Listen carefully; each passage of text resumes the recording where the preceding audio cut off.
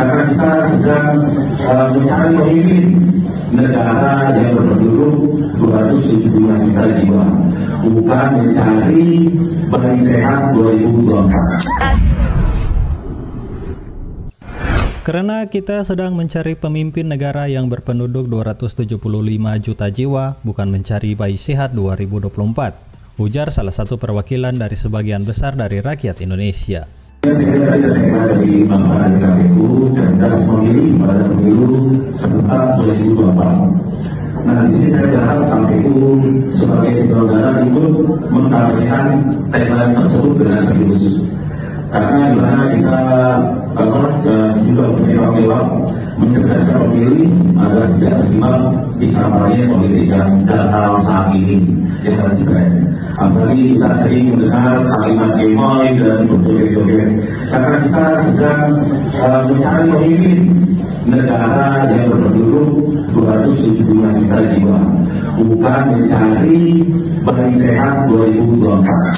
Awalnya anak muda yang hadir di acara KPU itu bermaksud menyampaikan pendapatnya tentang tema yang diusung dan disosialisasikan untuk Pilpres 2024 nanti, yakni cerdas memilih pada pemilu serentak 2024. KPU sebagai penyelenggara harus netral dan ikut memprakarsai tegaknya tagline pencerdasan bagi pemilih dalam menentukan pemimpin.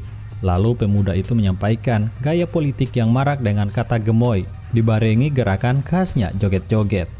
Hal itu adalah salah satu bentuk kampanye dangkal, karena tidak melihat pada gagasan ataupun rekam jejak, melainkan hanya pada penampilannya yang sama sekali tidak mencerminkan sosok leader dalam diri si calon pemimpin. Sontak saja, para audiens dibuat tertawa saat si pemuda mengatakan pendapatnya dengan syarat nada serius, bahwa yang sedang kita cari itu adalah kepala negara untuk mengomandoi 275 juta jiwa penduduk, bukan ajang mencari bayi sehat nan lucu dengan karapan gemoynya. Sudah menjadi rahasia umum jika kritik itu dialamatkan kepada strategi kampanye milik Prabowo Gibran, yang mungkin sudah membuat geram beberapa kalangan. Karena dengan karapan itu, membuat para pemilih lupa eksistensinya sebagai pemilih ini demi kepentingan negara yang tentunya juga berhubungan dengan urusan rakyat se-Indonesia. Mana bisa kita percaya mereka di saat kata gemoy lebih didahulukan daripada gagasan dan rekam jejak keduanya. Memangnya dengan gemoy bisa mengatasi pengangguran di Indonesia? Lalu apa dengan gemoy? Penegakan hukum bisa berjalan baik jika ada peristiwa keluarnya putusan lewat pelanggaran etik kemarin. Dengan gemoy pula, apa bisa membuat demokrasi kita tumbuh dengan baik? Kemudian, apa dengan gemoy? Pelanggaran HAM yang masih ditunggu kepastian hukumnya oleh keluarga aktivis bisa rampung begitu saja. Kalau memang bisa, magic sekali ya kata gemoy ini. Sudah seperti mantra simsalabim adrakadabra dalam dunia pesulap saja. Coba kalau ditanya gagasan Prabowo Gibran, apa jawabannya? Hanya sebatas makan gratis yang dibesar-besarkan.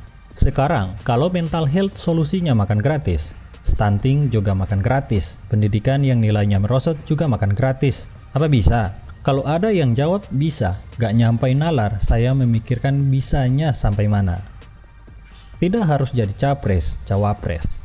Pelajar biasa juga bisa menilai bahwa sekelas permasalahan yang sering mereka hadapi semacam mental health tidak bisa diselesaikan dengan makan gratis saja.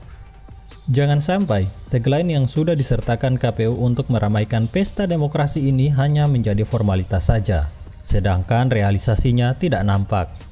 Jangan sampai pula pemilu damai yang digaungkan hanya untuk pajangan mendampingi netralitas saja, yang kemudian jika ada kecurangan, KPU hanya diam dan justru ikut berpihak kepada yang punya jalan pulang ke penguasa. Saya rasa pemuda tadi adalah perwakilan dari kita yang masih waras menanggapi berita hari ini. Karena untuk mewujudkan demokrasi yang sehat dan tagline KPU di masa kampanye nanti, kerasionalan pikir adalah hal utama. Dengan begitu, rakyat bisa jernih dengan hati nuraninya menentukan siapa paslon terbaik di antara ketiganya, yang jelas mampu menghadirkan angin segar dari problematika Republik kita hari ini. Tentunya bukan yang sebatas makan gratis, tapi gagasan besar yang membawa kita lebih unggul, sehingga Indonesia Emas 2045 dapat diraih melalui bonus demografi yang akan datang nanti. Begitu kira-kira. Artikel ini ditulis Randaru Sadana yang disadur dari redaksi Indonesia.com dengan judul "Katanya Jadi Cerdas Memilih di 2024". Bagaimana menurut Anda? Jika Anda berpendapat lain, tuliskan komentar Anda di bawah ini. Saya Rafael Karisma 90.